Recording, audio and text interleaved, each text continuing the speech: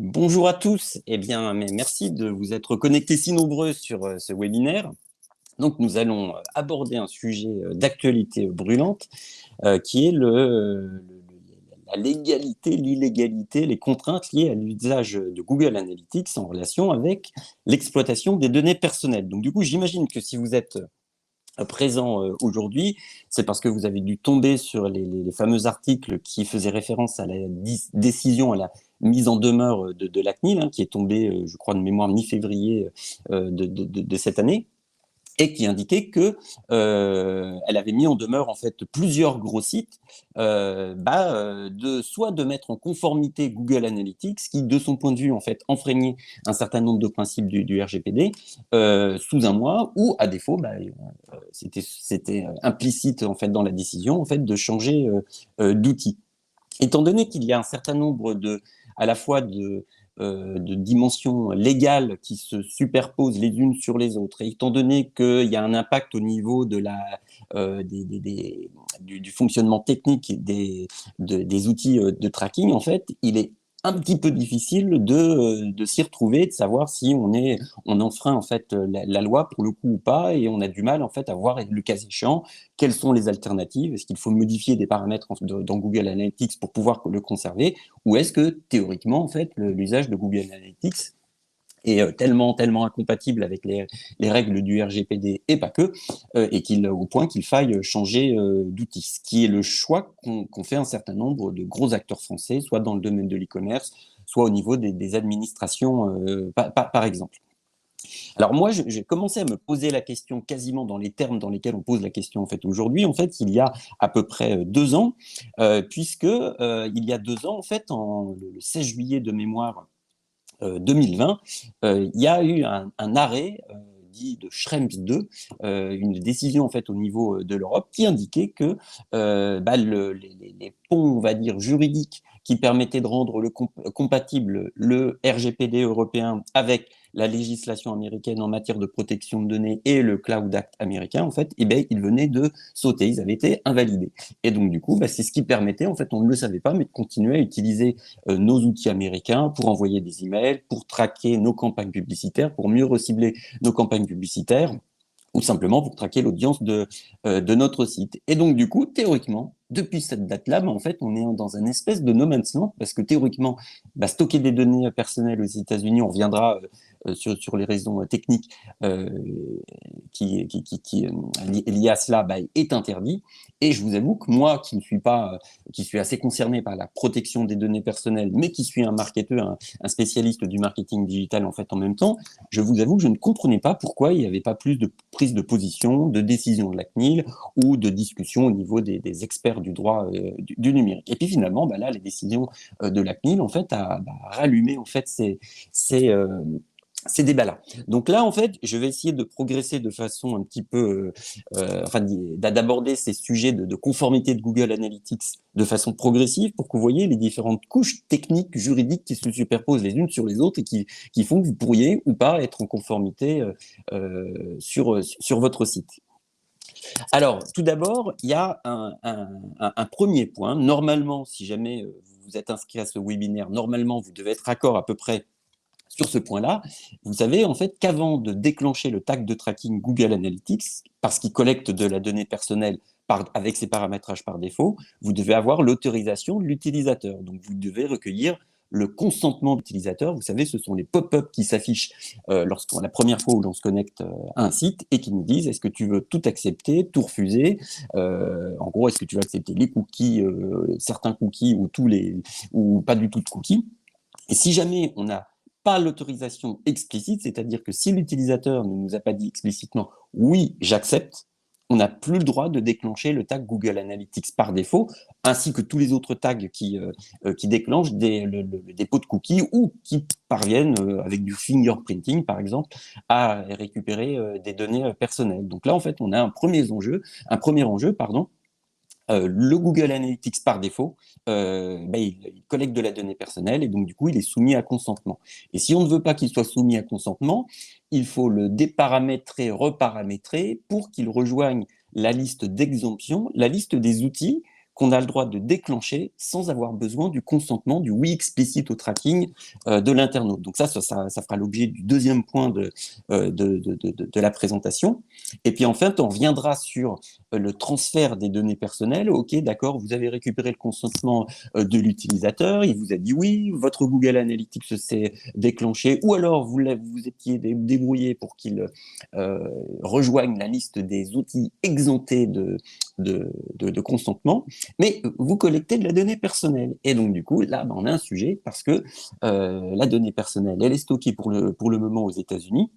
Alors, surtout avec Universal Analytics, la version courante installée sur 95% des sites en France, et un peu moins, mais quand même, sur G4, vous savez, la nouvelle version de Google Analytics. Et puis d'ailleurs, en fait, entre le moment où on a annoncé le lancement du webinaire et puis aujourd'hui, on a une annonce de Google la semaine dernière, de mémoire le 16 mars, qui disait, bon, bah écoutez, les jours de Universal Analytics, donc probablement la version de Google Analytics que vous utilisez actuellement, sont comptés, puisque dans 1 an et demi maximum, je crois de mémoire, ça doit être juillet 2023, il arrêtera de collecter des données. Donc vos tags Google Analytics de la version actuelle que vous utilisez, en fait, cesseront de collecter de données, et donc du coup, il n'y aura plus que G4, la nouvelle version, qui collectera de la donnée. Donc du coup, on est obligé de s'intéresser aussi à la conformité de G4 avec les problématiques de collecte, stockage,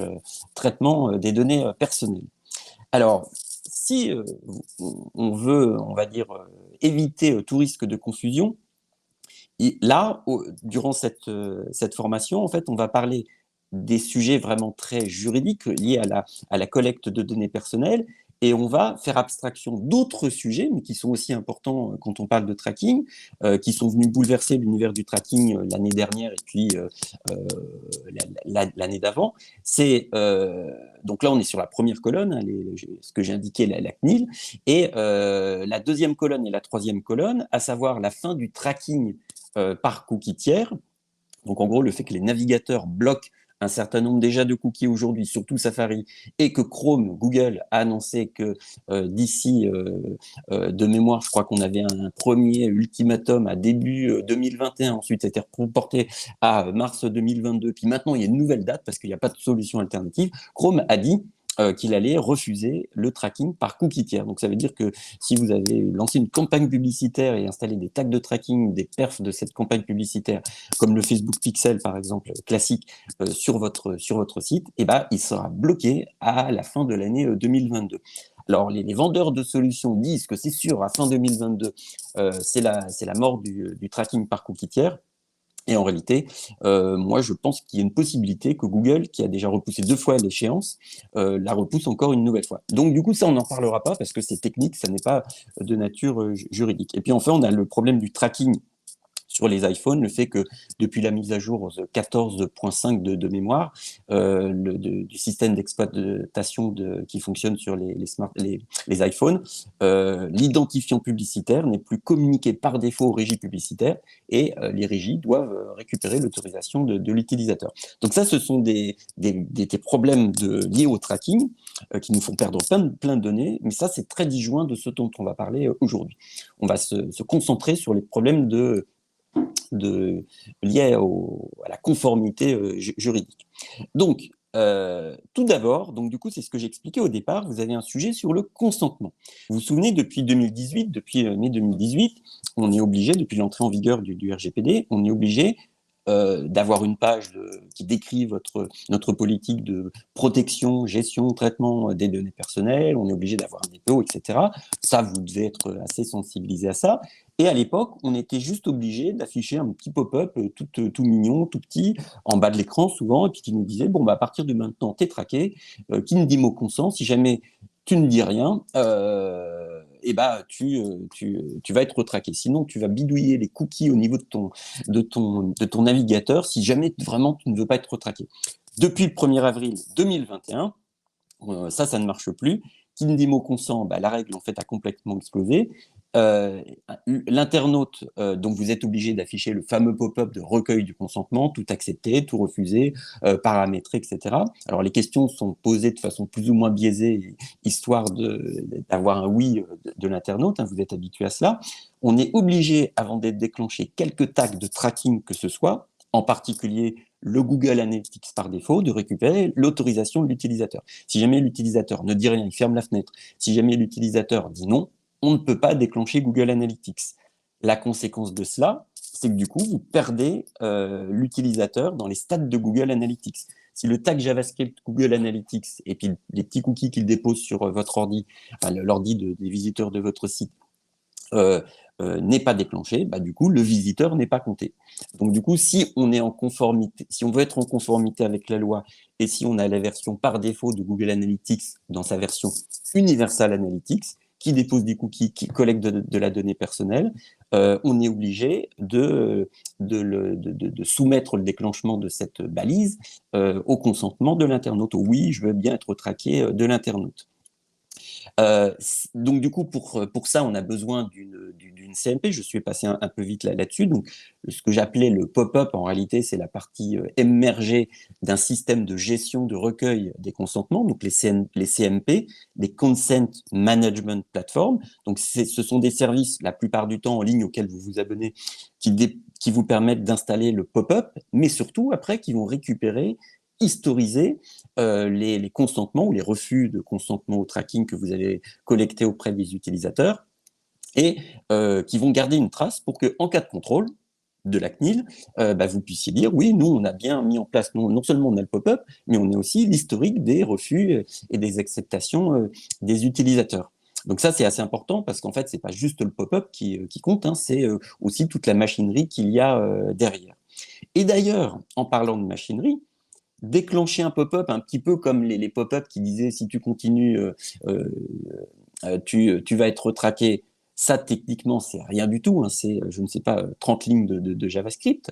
Mais en réalité, derrière, on est, comme je vous le disais, une machinerie qui est beaucoup plus compliquée maintenant, qui garde les historiques et puis qui, en fonction des acceptations au tracking, des consentements au tracking ou du refus, bah, du coup, peut ou pas bloquer les trackers. Donc là, ce matin encore, j'étais sur un site d'information sur le marketing digital, qui devrait être à peu près au fait de cela, qui avait la petite pop-up de recueil du consentement, et que je dise oui ou que je dise non, ça ne changeait strictement rien, en fait, au déclenchement des trackers. Donc, en fait, on m'avait posé la question, mais ma question n'avait strictement aucune importance. Pourquoi? Parce que diffuser le pop-up, c'est une chose, mais après, empêcher les balises de tracking de se déclencher, pour le coup, ça suppose des branchements, en fait, des paramétrages, en fait, de ces outils. Donc, en l'occurrence, là, je pensais à une plateforme de recueil du consentement qui s'appelle Acceptio, qui recueille bien, mais et qui recueille les,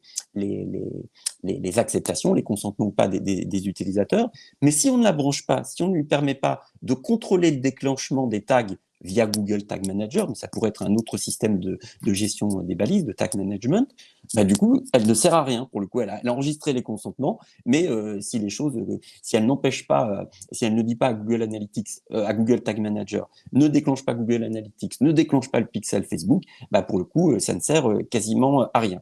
Donc, il y a des JavaScript, il y a des CMP qui recueillent les consentements, et il y en a d'autres qui empêchent aussi les trackers qui ne doivent pas se déclencher, qui ont refusé de se déclencher.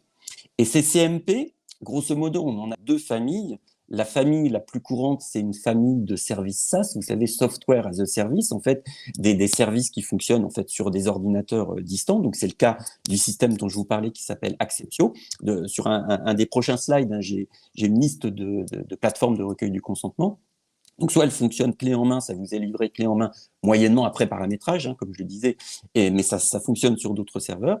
Et il y en a d'autres que vous pouvez installer chez vous. Donc, en gros, c'est un mélange de JavaScript et puis de scripts qui tournent sur votre serveur, qui gère cela. Par exemple, c'est le cas de Tarte au citron, par exemple, qui est un système open source et que vous pouvez installer sur votre site. Et là, vous ne dépendez pas d'un serveur, d'un service tiers.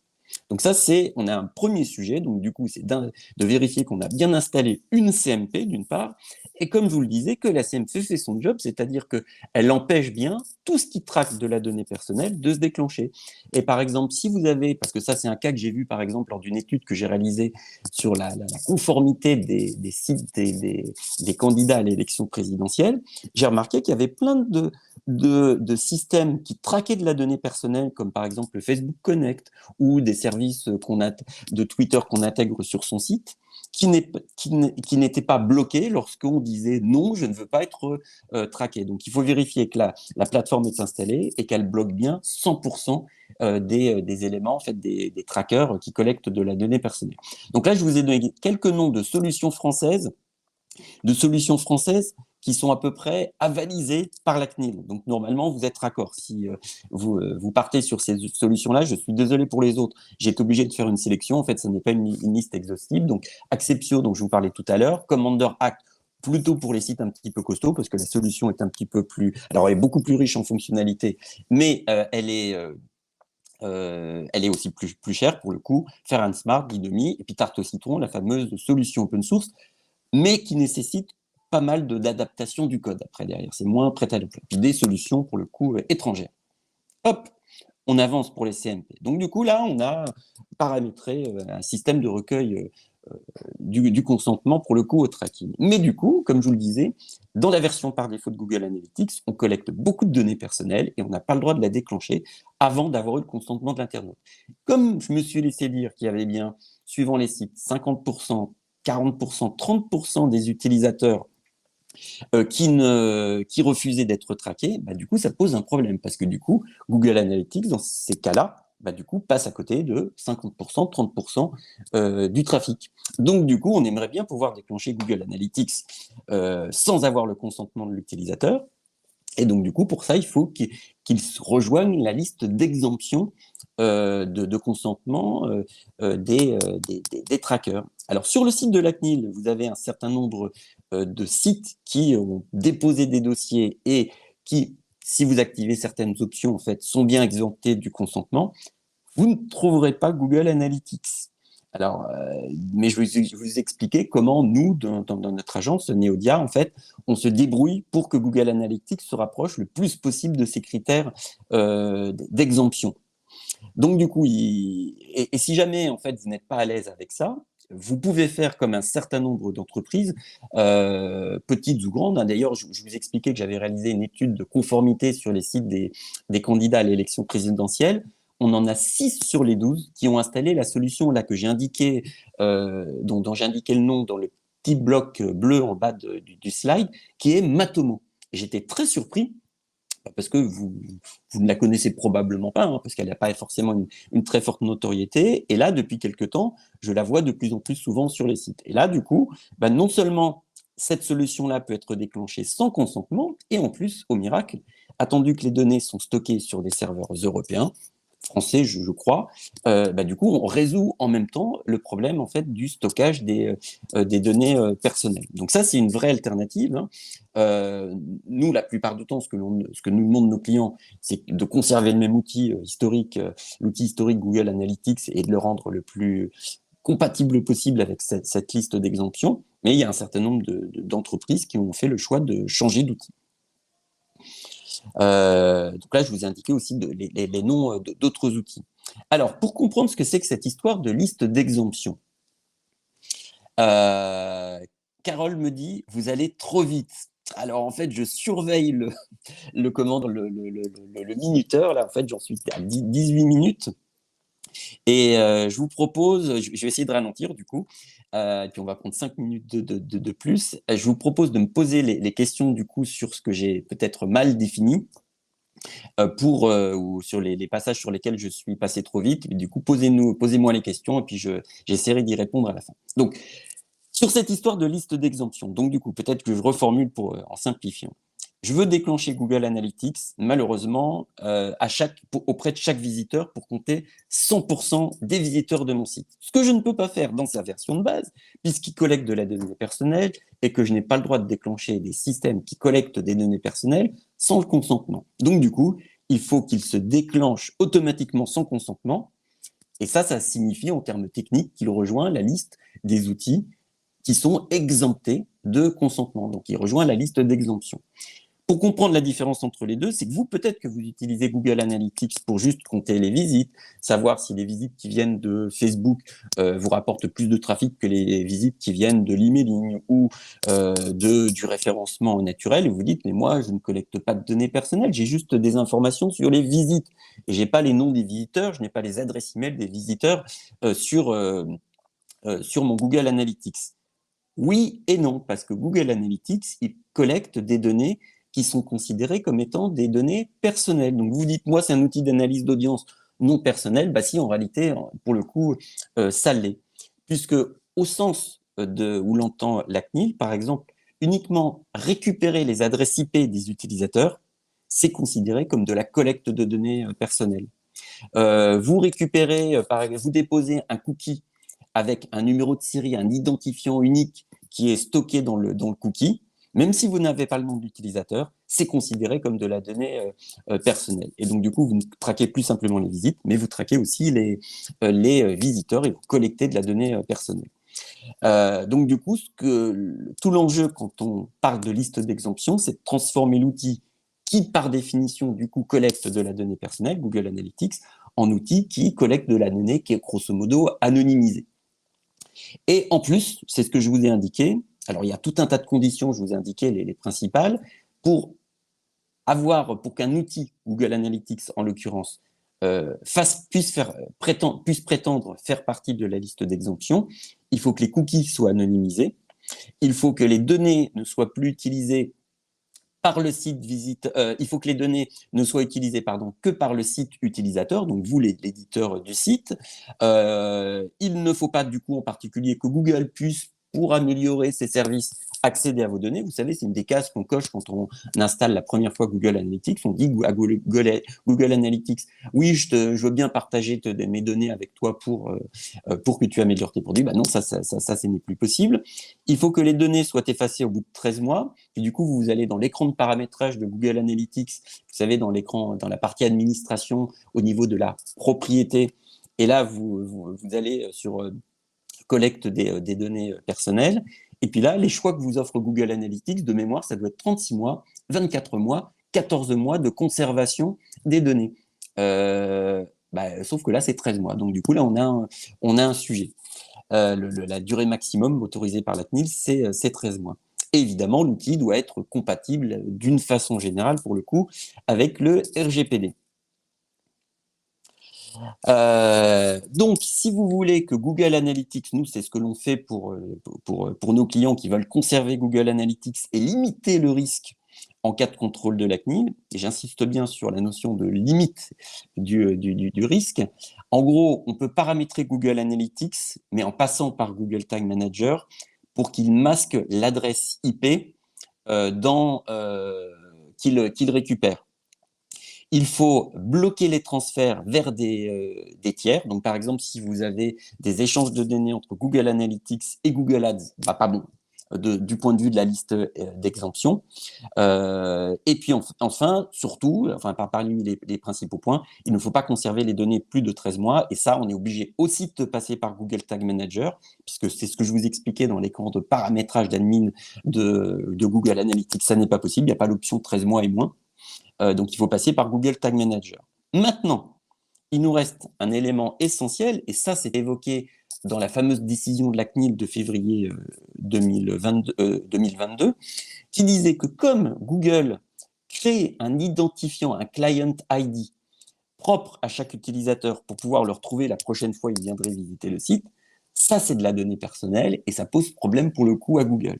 Et ça, c'est vraiment paramétré, c'est déposé à chaque fois sur un ordinateur en fait qui accepte d'être traqué par Google Analytics. Et ça, du coup, c'est rédhibitoire par rapport aux critères d'exemption, puisque là, on a de la donnée personnelle qui est collectée sans autorisation, sans consentement de l'internaute.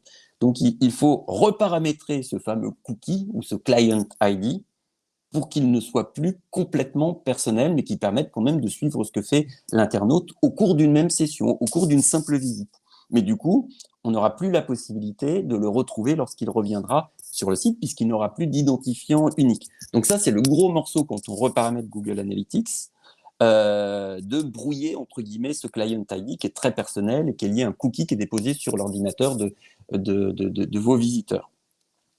Donc du coup, c'est le gros enjeu. Alors nous, on a mis au point une technique du coup qui brouille ce client ID, qui le rend suffisamment unique entre guillemets pour qu'il puisse traquer le visiteur au cours d'une même visite, mais pas suffisamment unique pour le récupérer quand il reviendra sur le site. Et en réalité, les identifiants qu'on attribue en fait se réinitialisent pour le coup à chaque fois.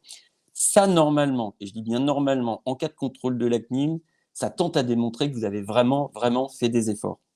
Ça ne vous met pas complètement à l'abri parce que c'est contestable, et notamment dans la décision de la CNIL, il est évoqué que le recoupement entre un identifiant et les métadonnées, donc les métadonnées, ça peut être la version exacte de votre navigateur, le nombre de couleurs qui s'affichent à l'écran, la version de JavaScript qui est installée sur votre ordinateur, sur votre navigateur, la version exacte de votre système d'exploitation. Si on recoupe un certain nombre de métadonnées, la CNIL dit dans l'absolu, il y a moyen d'identifier quand même les utilisateurs, ce que pourrait faire Google.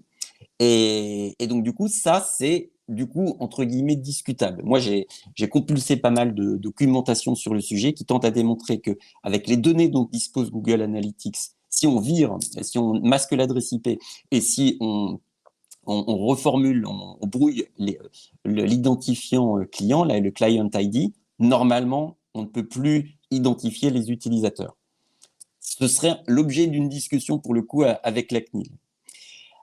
Et enfin, on arrive en fait sur le gros du morceau, que vous soyez parvenu pour le coup à rendre Google Analytics à peu près compatible avec les critères d'exemption pour ne louper aucune visite, mais sans avoir besoin de recueillir le consentement de l'utilisateur.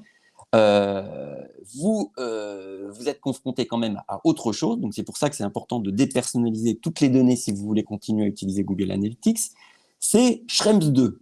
Alors, je vais remettre les choses rapidement en perspective. Le RGPD et le Cloud Act nord-américain, en fait, sont incompatibles. Le RGPD dit que ce que prévoit le Cloud Act, qui est une série en fait de lois qui indiquent que la CIA, la NSA ou certains services liés à la justice américaine peuvent demander en fait l'accès à Google, à Facebook et puis à n'importe quelle entreprise qui collecte de la donnée personnelle. Donc le Cloud Act permet à ces agences-là, à ces services-là liés au gouvernement américain, en fait, d'accéder aux données personnelles. Alors après, il y a des gros acteurs comme Google ou Apple qui sont plus ou moins enclins, qui mettent plus ou moins de freins, mais qui de toute façon, à la fin, normalement, si les choses sont réalisées dans les formes, sont obligés de céder. Et ça, le RGPD dit que ça n'est pas possible. Donc du coup, comme ça n'était pas possible, il y a un dispositif qui s'appelait le Privacy Shield, qui était une sorte de pont qui réconciliait le RGPD et le Cloud Act américain qui n'étaient pas d'accord l'un avec l'autre, sauf que ce dispositif-là, il a été invalidé par une décision de justice au niveau européen, l'arrêt Schrems 2, donc en date du 16 juillet 2020 et qui a dit que le Privacy Shield en fait n'existait plus, était invalide et qu'il ne s'appliquait plus. Et c'est pour cette raison que je vous expliquais que pour moi, du coup, stocker des données personnelles aux États-Unis, c'était devenu non conforme, entre guillemets. Alors, un petit peu dans l'urgence, l'Europe a inventé un système qui est celui des SCC, les Standard Contractual Clauses, qui sont des clauses que les opérateurs de services américains comme, je ne sais pas, Salesforce, Google Analytics, etc., insèrent dans leur contrat et qui disent en gros, nous, on va vraiment faire des efforts pour que les données personnelles soient aussi bien protégées qu'avec le RGPD. Sauf que comme le Cloud Act est toujours en vigueur, ces clauses contractuelles ont un effet pour le coup limité. Et c'est un peu ce qu'a dit la CNIL du coup, parce qu'évidemment Google Analytics a ces fameuses clauses dans ses conditions générales d'utilisation. C'est un peu ce qu'elle a dit en février 2002, puisqu'elle a dit le client ID, c'est une donnée personnelle, l'adresse IP, elle n'est peut-être finalement pas très anonymisée, comme tu le dis, toi, Google Analytics. Et en plus, en recoupant tout ça avec les métadonnées, donc la version du navigateur, le nombre de couleurs, la version de JavaScript installée sur le navigateur, etc., on arrive potentiellement à identifier par recoupement de données chaque utilisateur. Donc là, c'est sûr, on collecte de la donnée personnelle. Comme je vous le disais, nous, on a anonymisé l'adresse IP. En tout cas, on pense l'avoir fait parce qu'on a coché, on a effectué les paramétrages, mais c'est discuté par la CNIL et par un certain nombre de spécialistes du tracking. On a brouillé le client ID. Normalement, on est à peu près raccord de ce point de vue-là. Et les métadonnées qui restent, normalement, ne sont pas suffisantes. J'ai compulsé, je vous disais, pas mal d'études scientifiques sur le fingerprinting, l'art de recouper ces signaux-là pour identifier les utilisateurs. Elles ne sont pas suffisamment, en fait, précises, pour le coup, pour pouvoir identifier les utilisateurs de façon précise.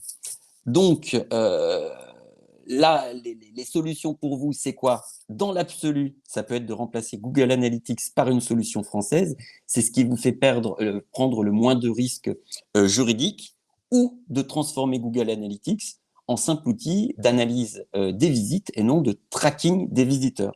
Mais du coup, vous perdez de la précision avec le système que je vous ai décrit, que l'on met en place. Je sais qu'on perd dans les peut-être 5%, parfois peut-être 10% de visites.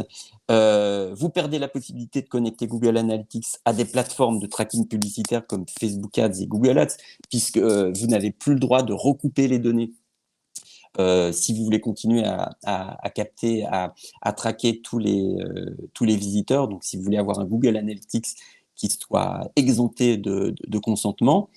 Et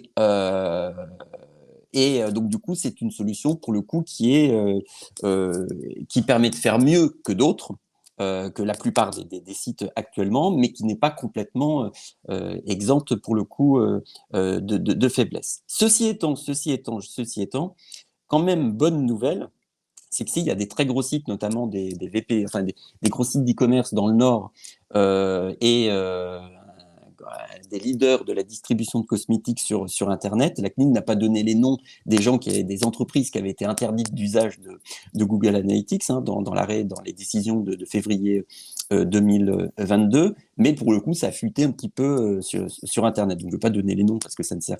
On n'est pas là pour balancer les gens. Mais je me suis laissé dire que la CNIL se faisait un petit peu pousser pour effectuer ces contrôles. Alors, je ne sais pas pourquoi, en fait, exactement. Ce que je sais, c'est qu'elle n'a pas l'air très précise. Ce qui ne veut pas dire qu'elle n'effectue pas de contrôle, mais le risque semble limité. Je ne pourrais pas vous donner une estimation, pour le coup, du risque. Et c'est pour ça que je pense que entre la CNIL, qui n'est pas, j'ai l'impression, excessivement motivée d'une part, pour interdire Google Analytics à tous les sites, et d'autre part, le fait que la majorité des sites ne seront vraiment pas en conformité. Je pense que si on montre qu'on a fait beaucoup d'efforts, on a essayé d'anonymiser l'adresse IP, même si la CNIL peut le contester. On a complètement supprimé le client ID, on l'a remplacé par quelque chose qui n'a plus rien à voir avec le client ID d'origine. Si en plus on a déparamétré tous les systèmes d'échange de données, de recoupement de données avec l'extérieur, normalement on fait beaucoup mieux que les autres. Et je pense qu'aujourd'hui, sachant qu'il y a énormément d'entreprises qui ont bien d'autres problèmes en termes d'exploitation de données personnelles que l'usage de Google Analytics. Vous savez, là, on est beaucoup à utiliser des systèmes de routage d'email comme Mailchimp, à utiliser des outils d'email automation qui sont presque tous américains, ou qui, s'ils ne sont pas américains, s'ils sont édités par des sociétés françaises, sont hébergés sur AWS, le cloud d'Amazon, ou Google Cloud. Donc, du coup, on revient à envoyer les données à l'extérieur, sont largement moins en conformité sur ces points-là qu'elles ne peuvent l'être avec Google Analytics. Donc, je pense qu'on peut imaginer prendre le risque, mais en essayant de décocher un maximum de mauvais signaux qu'on envoie, pour le coup, à la CNIL, enfin un maximum d'options qui collectent de la donnée personnelle dans Google Analytics, et du coup, en cas de contrôle de la CNIL, ça enverrait plutôt des mauvais signaux, et on peut imaginer continuer à utiliser Google Analytics. Et ceci étant, je le dis en tant que non-juriste je ne suis pas un expert, pour le coup, du droit, je vous donne une vision de marketeur un petit peu pragmatique. Je ne commenterai pas ce slide-là, mais vous pourrez le demander en fait à ce qu'il vous soit envoyé. C'est un algorithme, entre guillemets, qui vous permet en fait de réaliser un audit de conformité express. Donc, ça reprend grosso modo les différents points que j'ai que j'ai évoquées, le problème du consentement, le problème de la liste d'exemptions, la dépersonnalisation des données dans Google Analytics, pour que vous essayiez d'évaluer en 10 minutes le niveau de conformité ou de non-conformité, pour le coup, de votre site. En attendant, du coup, pour conclure ce webinaire, et j'ai pris un peu plus de temps puisqu'on m'a dit que j'allais un petit peu trop vite, je vous rappelle qu'il y a une excellente formation qui vous est proposée par CCM Benchmark, qui est Google Analytics, faire parler ses statistiques. Si jamais vous avez besoin d'un accompagnement sur mesure, donc ça c'est une nouveauté de l'année 2022, vous pouvez vous adresser aussi à CCM Benchmark, pour vous proposer en fait des services d'accompagnement, de coaching autour de ce sujet-là, et pas que de ce sujet-là, mais moi je vais parler du sujet que je maîtrise. Donc pour tout ça, du coup, vous pouvez envoyer un email à formation@ccmbenchmark.com, et puis il va être le temps de prendre les questions. Alors, je vais remonter, et je ne doute pas qu'il y ait un certain nombre de questions qui étaient posées. Alors, hop. Alors, hop, hop, hop, hop. Carole, que j'ai appelée Caroline, je suis désolé tout à l'heure. Carole, comment vérifie-t-on que la CMP bloque le tracking si, hop, hop, hop, hop, s'il vous plaît, pardon. J'ai une toute petite fenêtre qui n'affiche pas toutes les lignes. Alors, vous connaissez peut-être une extension qui s'appelle Ghostery. Ghostery, je vais vous indiquer, je vais vous taper ce nom. Ghost, comme un fantôme pour le coup en anglais, E-R-Y. Je vous l'envoie là dans le chat. Ghostery, c'est une extension en fait justement qui détecte presque tous les systèmes de tracking qui sont installés sur votre site. Et puis, donc ça se présente après, il y a une fois que vous l'avez installé, ça fonctionne sur Chrome, sur Edge de mémoire et sur Firefox. Donc, vous la téléchargez, vous l'installez sur votre navigateur. Et dès lors qu'il y a un système de tracking un peu connu, pas des choses développées à la main dans le garage par des petits Français, ou des petits, je sais pas, Espagnols, hein, il n'y a pas que les Français, du coup, ça va s'afficher. Donc, vous avez du Google Analytics d'installer sur un site, du Facebook Pixel, ou du Facebook Connect, ou d'autres systèmes qui collectent de la donnée personnelle. Normalement, c'est détecté par cette extension qui vous donne du coup la liste. Il suffit de cliquer sur l'extension, ça vous donnera la liste. Et du coup, le test que vous pouvez faire par rapport à la question de Carole, c'est de tout refuser lorsque vous arrivez sur un site. Donc, il y a le petit pop-up de la CMP qui s'affiche et vous dites tout refuser. Et ensuite, vous retournez sur Ghostery. Alors, il y a une petite manip à faire qui est se fier à ce site pour que Ghostery ne bloque pas ce qui ne lui plaît pas, même si vous avez accepté. Donc, vous cliquez ensuite sur le bouton « Se fier à ce site ». Donc là, Ghostery lâche tous les systèmes de protection anti-cookies qui sont intégrés dans l'application, dans l'extension. Et là, il va charger tous les systèmes de tracking qui restent.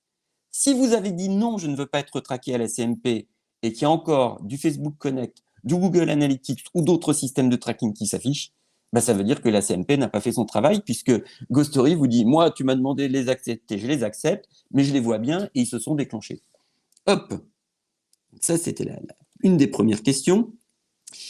Vous estimez à 30% du trafic non traqué. Je n'ai pas une stat qui émane d'une étude, mais à chaque fois que j'ai réussi à récupérer des chiffres, on était dans cette zone-là. Alors, comment j'ai récupéré les chiffres? J'ai demandé à un certain nombre de nos clients ou des gens que j'ai en formation ou de gens que j'ai autour de moi de demander le nombre de gens qui acceptaient d'être traqués ou pas via les données qu'il y avait dans la CMP. Vous savez, quand vous avez une CMP, vous avez la proportion des gens qui disent oui ou non, je veux être traqué ou je ne veux pas être traqué.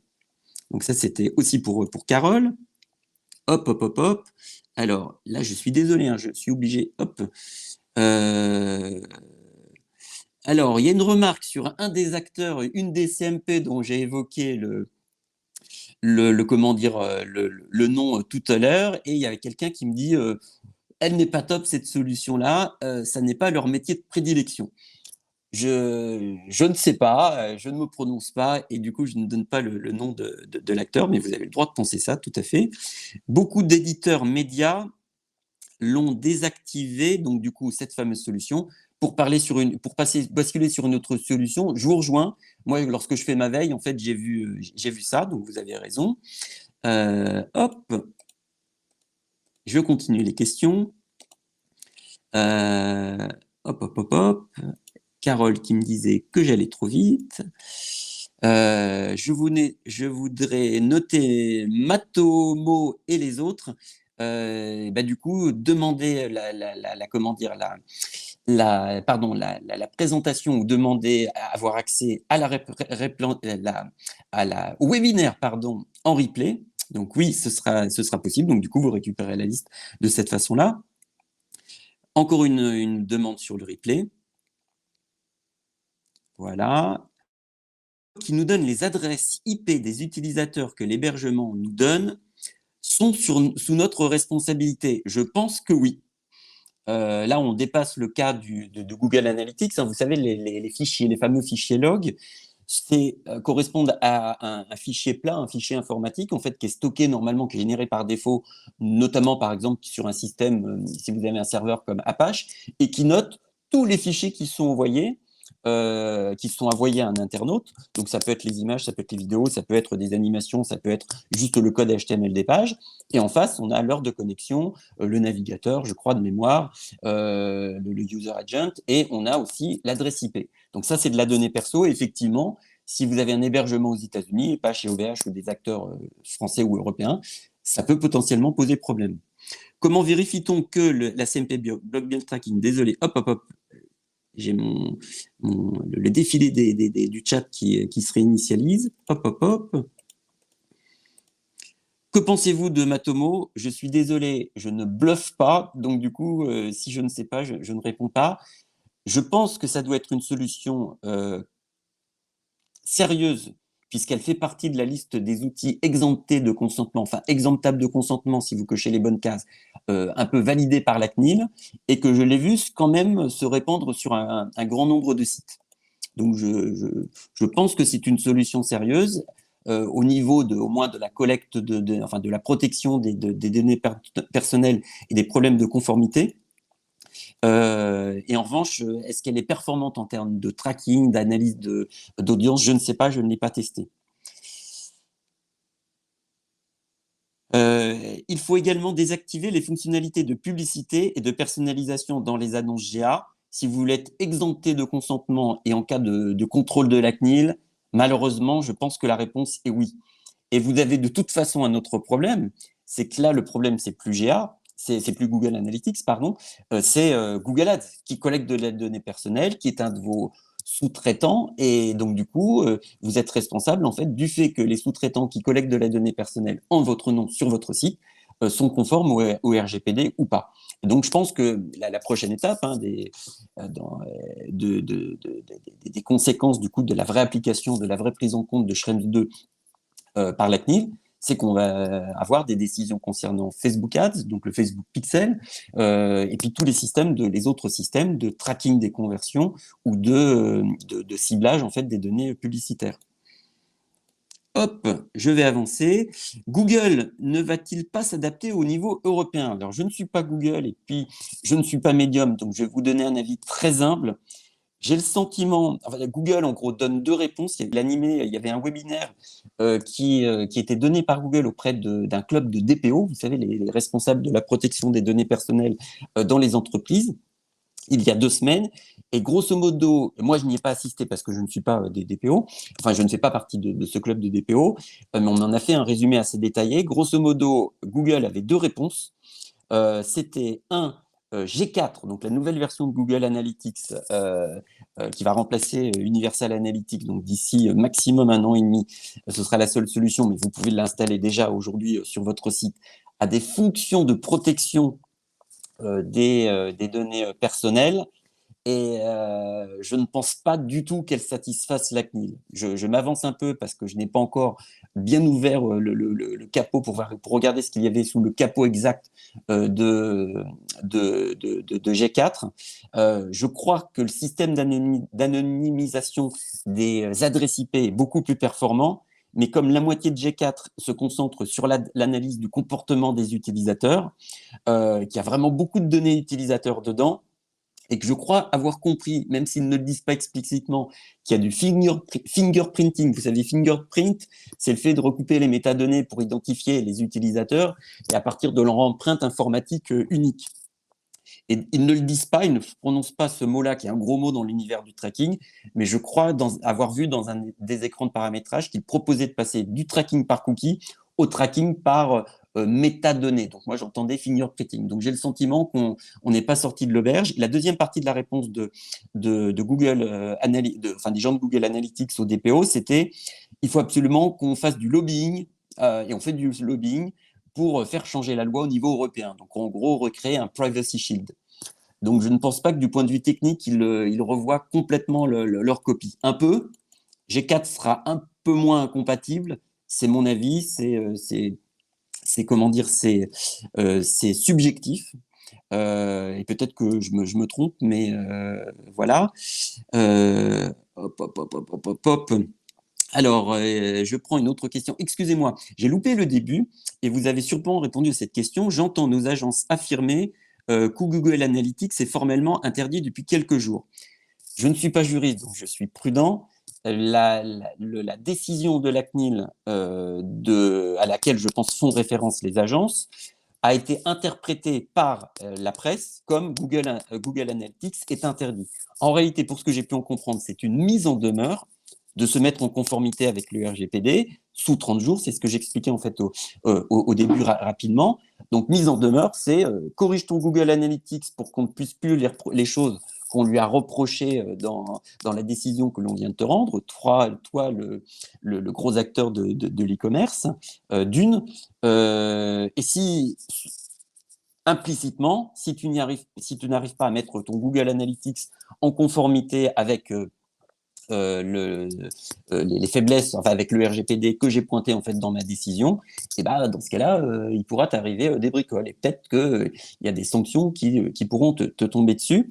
Attention, parce que le Google Analytics là, de l'entreprise en question, j'ai bien décortiqué la décision de la CNIL, il collectait, en plus du client ID, de l'adresse IP et des métadonnées qui, recoupées selon la CNIL, pouvaient permettre d'identifier les utilisateurs aussi, les identifiants de commande.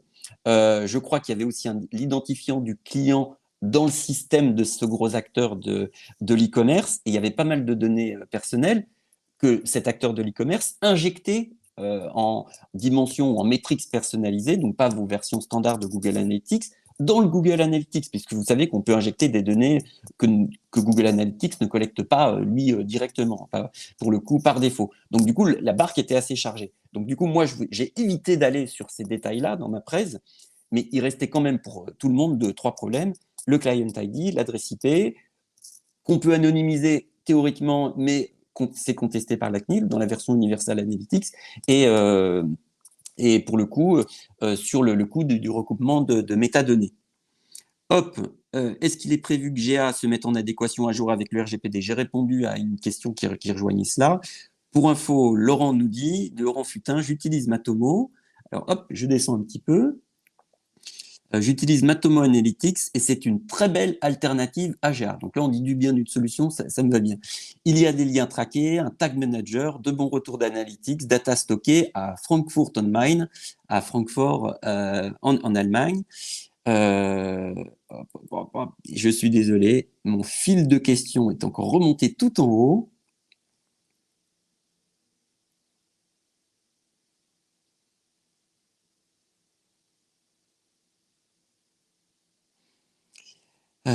Hop, hop, hop, hop, hop. Désolé, j'ai encore une. Hop.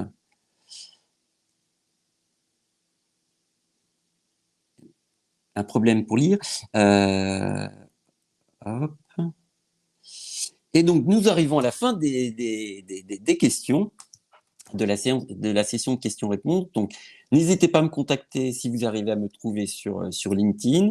Et puis surtout, si vous avez des besoins de formation ou d'accompagnement coaching, contactez pour le coup l'Institut CCM Benchmark.